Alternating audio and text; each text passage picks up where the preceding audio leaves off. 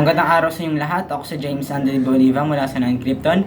At halina't ako inyong samahan muli sa pagbibigay ng reaksyon dito sa Nolimitang Ere, ang nobelang gawa ni Rizal. Ito po ay ang kabanata 31 hanggang 45. Tara na! Buod ng kabanata 31 hanggang 45. Pinatunayan ni Padre Damaso na kaya niya magsermon sa wikang Kastila at Tagalog. Natanto naman ni Padre Manuel na ang pagbungad na pananalita ni Padre Damaso ay higit na mahusay kaysa sa kanyang binigkas na sermon kahapon. Sinabi ni Padre Damaso na kanyang binitiwan ang mga pananalita ng Diyos upang maging kapaki-pakinabang na tulad ng isang binging umuusbong at lumalaki sa lupain ng banal na si Francisco. Ang mga bahaging ito ng sermon ay ipinahayag ni Padre Damaso sa wikang Kastila, kaya hindi maintindihan ng mga Indio. Lumilihis na si Padre Damaso sa sermon niya sapagkat puro na ito panunumpa, sumpa at pagtutumayaw. Pati si Ibarra ay nabalisa, lalo na nang banggitin ng prayle ang tungkol sa mga kasalanang hindi nangungumpisal na namatay sa bilangguan ng walang sakramento sa simbahan. Alam ni Ibarra na siya ang pinaparinggan ng prayle, pero nagsawalang kibunan lamang siya. Habang isinasagawa ang misa, isang lalaki ang lumapit kay Ibarra at nagbabala tungkol sa gagawing pagdiriwang sa paaralan. Nakilala ni Ibarra si Elias na kaagad namang umalis. Nang sumunod na araw ay pinakita ng taong dilaw kay Noel Juan ang paggamit ng panghugus bago ganapin ang pagpapasinaya sa paaralan ni Ibarra. Ipinagmalaki ng taong dilaw na ang ganitong paraan ay natutunan niya mismo sa nuno ni Ibarra na si Don Saturnino. Hinangaan ito ni Noel Juan at pinuri ng mga tao sa paligid. Sinimulan na ni Padre Salvi ang seremonya at nagsibabaan ang lahat ng importanteng tao upang sumaksi. Isa sa mga taong daon sa okasyon ay si Elias na hindi nawawala ang tingin sa taong dilaw. Eksaktong pagbaba ni Ibarra ay humulagpos ang lubig mula sa kalo at kasabay nito ay ang pagkagiba ng balangkas. Napuno ng alikabukang paligid at nang mawala ito, ang taong dilaw ang namatay, hindi si Ibarra. Nang sumunod na araw, naging panauwi ni Ibarra si Elias.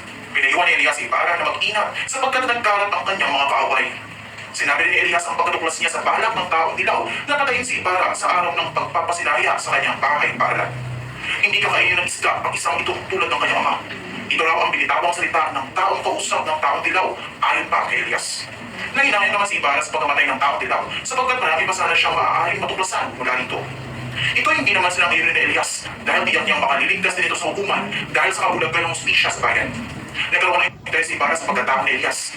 Nakako ang kanilang usapan tungkol sa paniniwala sa Diyos. Nagalitan akong maniwalang lubos sa Diyos sapagkat nawala na ako ng tiwala sa Diyos. Bika ni Elias. Kalaunan ay nagpaalam na rin si Elias at nangako ng katapatan kay Ibarra. Magkakaharap na nananangalian ang mga kilala at mahihambang tao sa bayan ng San Diego. Nasa magkabilang dulo ng hapag si Ibarra at ang alkalde mayor.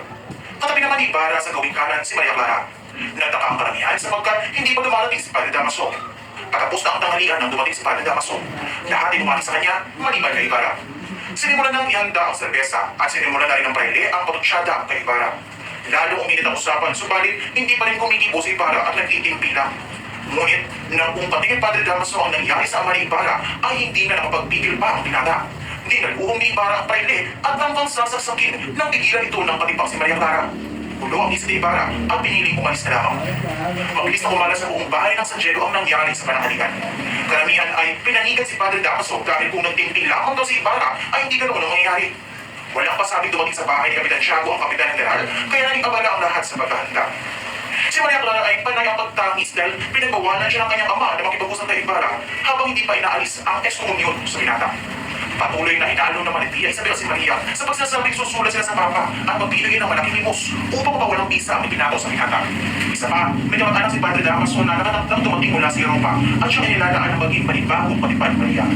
Lalo na si Tang Dalaga at pati si Tia Isabel ay nagkahit at sinabihan ng kapitan na ang pagpapalit ng patipan ay hindi parang pagpapalit lamang ng damit. Pinuri ang General si Maria Clara dahil pumagit na ito kay Ibarra at Damaso. Nakausap din ang General si Ibarra dahil mas sinabihan ni Padre Salvi na si Ibarra ay ex-komulgado. Ngunit hindi ka pinas ng General. Lumitaw na nakatagpo ni Ibarra ang pamilya ng Kapitan General noong siya nagpunta sa Madrid.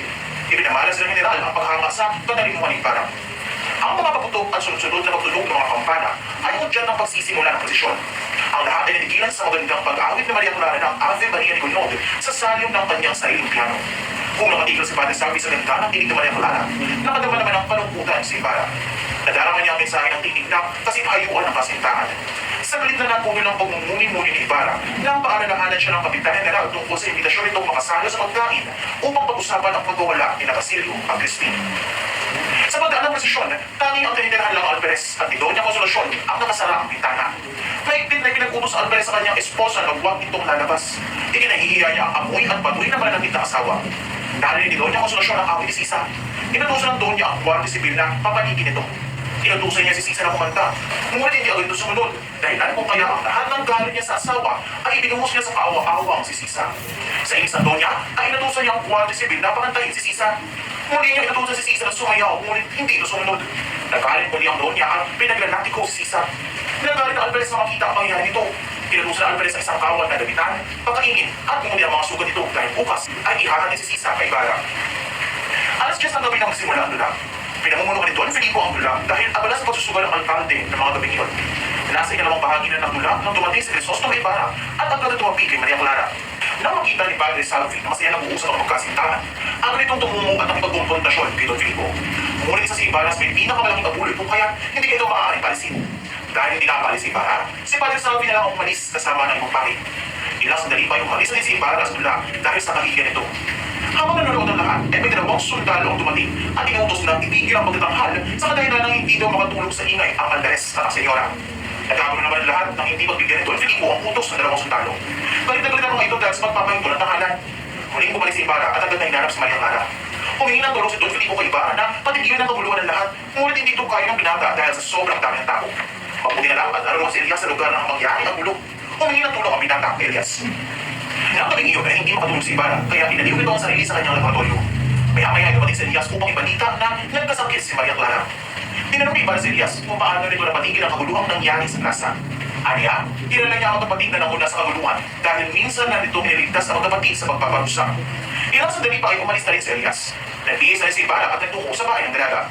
Sa kanyang paglalakad ay may nakasalubong siyang lalaki na may pilat sa kanilang mukha. Siya si Lucas, kapatid ng taong dilaw. Nagtanong si Lucas kung magkano ang danyo sa ibibigay ni Ibarra sa pamilya ng taong dilaw. Pinag-uusapan ni Ibarra si Lucas na kakausapin na lang niya ito sa ibang araw dahil may dadalawin pa ito. Punong-puno ng pag-aalala ang bahay ni Kapitan Tiago dahil sa may sakit na si Maria Clara. Ilang sandali pa ay dumating si Don Devocio de Espadanya kasama ang asawa nitong si Doña Victorina de los Reyes de Espadanya at si Linares na inaanak ng isang kamag-anak ni Padre Taraso. Si Doña Victorina ay 45 taong gulang na, ngunit ipinamamalita niyang siya'y 32 taong gulang lamang. Pinangarap niya ang makapag-asawa na taga-ibang bansa, ngunit wala sa mga ito ang nagkakagusto sa kanya. Hindi na ikaw dalawang isip na magpakasal kay Don Devocio na pagkamat pagpalit at Pinay ay makikitaan naman ang pagiging isang tunay na Espanyol. Si Don Devocio naman ay dahil namamasukan bilang katulang sa ospital ng Espanya. Sabli na itong namasukan sa Bartong Salvador na nag-iikot sa Asya. Dahil sa ito ay nakilay sa pagtulong sa nabigasyon at naging masasakitin, ay pinababala ito ng barko ng dumaan sa Pilipinas. Nang wala na tumutulong ng kababayan ay pinayaw itong magpanggap bilang isang doktor. Sila ay mag-asawang doktor na wala namang diploma. Habang nakain ng merienda ang tatlo sa bahay ng Kapitan Tiago, ay dumating si Padre Salvi. Ipinakilala ng mag-asawa sa Paris Linares. Matapos sa mag-usap ay pumunta sila sa silid ni Maria Clara. Malakas ang tiwala ni Don Devocio na mapapagaling niya ang dalaga. Ginawa rin ng Doña ang pag-akataon na mapakilala kay Linares si Maria Clara. Nabighaan naman si Linares sa taglay na kaganda ng dalaga. Ilang minuto pa ay dumating si Padre Damaso na mamula-mula ang malungkot. Habang papasok si Padre Damaso sa silid ni Maria, ay luhang sinabi na, "Anak ko, hindi ka mamamatay." Nagtaka si Maria sa nakita anyo ng pare. Ang mga nakakakilala sa prayle ay halos hindi rin makapaniwala na ang pare may magaspak na ugali at pati punong anyo ay maroon palang malambutan ng dami. Tumindig si Padre Damaso at nagpunta sa silong ng balag sa ilalim ng balkonahe at umiyak na parang batang ibinulalas ang lahat ng sama ng loob. Dahil dito, nasabi ng lahat na talagang mahal ng pare ang inaanak na si Maria. Nang kumalma na ang damdamin ng pare, ipinakilala ni Doña Victorina si Linares. Sinabi ni Linares na siya ay inaanak ng mayaw ni Damaso na si Canicos. Ibinigay ni Linares ang sulat sa pare na binasa naman niya. Lumitaw na si Linares ay nangangailangan ng trabaho at magpapangasawa. Ayon kay Damaso, madali niyang maihahanap ng trabaho ang binata sapagkat ito ay tinanggap na abogado sa Universidad Central. Tungkol naman sa pag-asawa, sinabi ni Damaso na kakausapin nila si Tiago. Naiwan si Padre Salvi na malungkot at nagmumuni-muni. Nagkikla na lamang siya ng pag-iing ni Lucas na hinili umano ng payo tungkol sa pagkamatay ng kanyang kapatid. Nagdrama ng gusto si Lucas. Pilit na nagpapatungo siya ng luha na isinalaysay niya ang pagkikipagkita niya kay Ibarra at binigyan lamang ng 500 piso para sa pagkamatay ng kanyang kapatid. Nagalit ang pares na dramahan ni Lucas, kaya pinatabuyan niya ito at pasalamat siya at hindi siya pinabalanggo ni Ibarra. Umalis na bumubulong-bulong si Lucas. Para ni Padre Salvi, ang hindi pakikita ni Maria Clara at Ibarra ang dahilan ng mabilis na pagaling nito. Ngunit para naman kay Doña Victorina, ang pagpapagaling ng kanyang asawa ang dahilan nito. Nalaman ni Maria Clara sa kaibigang si Sinang na hindi pa makasulat si Ibarra dahil abala pa ito sa pagpapawalang bisa sa pagiging ex-komunikado. Nagsimula na ang pangungupisa ni Maria Clara kay Padre Sophie. Napansin ni Isabel na hindi nito pinakikinggan ang kupisal ng dalaga. Sa halip ay nakatitig lang ito. Narating ni Elias ang lugar ni Kapitan Pablo na itinutuloy ang bilang ama. Pareho nang walang kasama sa buhay ang dalawa, kung kaya tinunungkahin ni Elias si Kapitan Pablo na sumama na ito sa lupain ng mga katutubo upang mamuhay ng payapa at malayo sa masalimuot na alaala ng kanyang pamilya. Ngunit sa kagustuhan ng kapitan na may pagiganti ang mga anak sa ginawa ng mga dayuhan ay tumanggi ito. Si Kapitan Pablo ay may 3 anak, 2 lalaki at 1 babae. Pinagsamantalahan ng kanyang anak na babae na isang alagad ng simbahan at napagpintangan naman ang kanyang anak na lalaki na nagnakaw ng magtangkang pumunta sa kumbento upang mag-imbestiga sa nangyari sa kapatid na babae. Pagkaman hindi napatunayang may sala ay huli ba ng anak na lalaki at nakaranas ng hirap sa kamay ng mga otoridad. Habang ang isa pang anak na lalaki ay nagpakamatay dahil sa hindi nito kinaya ang pagbabahira ng mga gwardiya sibil nang pinaginala ang maghihiganti matapos hindi madala ang kanyang sedula. Plano ng Kapitan Pablo na lumusok sa bayan sa tamang oras dahil wala pa rin mas mahalaga sa kanya kundi ang makapagiganti. Naunawaan ni Elias ang salubin ng kapitan dahil minsan na rin niyang inisip na magiganti, ngunit sa takot na baka may madami pang iba ay kinalimutan na lang ang hangarin na ito. Isalaysay din Elias ang kaibigan niya si Ibarra. Maaari kang makatulong upang ipaabot sa general ang hinaing ng buong bayan. Ipinangako ni Elias si Kapitan Pablo na kukumbinsihin niya si Ibarra upang tumulong. Kung sumang-ayon ng binata, ay makakamit nila ang katarungang hinahanap. Ngunit kung hindi naman, ay nangako si Elias na aanim ito sa kapitan. So, para naman po dito sa Kabanata 31 hanggang 45 ay ang aral po na nakuha ko dito ay ang paggamit ni Padre Damaso ng kanyang kapangyarihan bilang pari at saka ginagamit niya yung kapangyarihan niya Buod ng Kabanata 46 hanggang 60. upang mamahiya ng mga Pilipino sa panahong iyon. At isa pa is yung ang pagiging masungit ni Padre Damaso sa mga tao ay may kalaki palang kabaitan. Parang tinatago niya na mabait siya, parang sinasabi niya na hindi siya soft-hearted, ganon. Kasi nung may nagkasakit si Maria Clara ay sinabi ni Padre Damaso na hindi daw mamamatay si Maria Clara. At tsak naman talagang humanga yung mga karamihan na nandoon sa lugar na iyon dahil si Padre Damaso ay iyak ng iyak at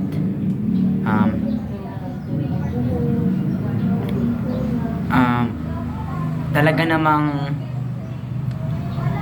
may kabaitan dahil mahal na mahal niya si Maria Clara. At saka umalis si Padre Damaso doon sa lugar na yon at saka humagulgol ng iyak na parang bata. Yun lang po at maraming salamat.